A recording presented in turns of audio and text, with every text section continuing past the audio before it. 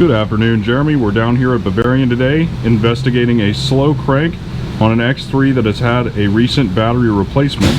Could you tell me more? Yeah, battery's only about 3 years old. Normally we see longer out of them, but the customer's saying the car is trying to crank a little slower than it normally does. I've already done some checking and made sure there's no corrosion between the battery and the starter. So at this point we are wondering if there's an issue with the starter.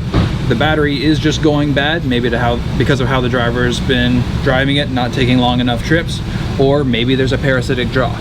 To check the starter, I got my oscilloscope hooked up to the starter itself.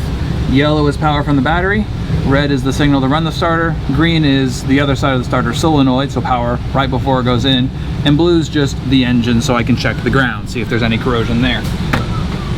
So let's take a measurement. I'm going to start recording. I'm going to start up the engine.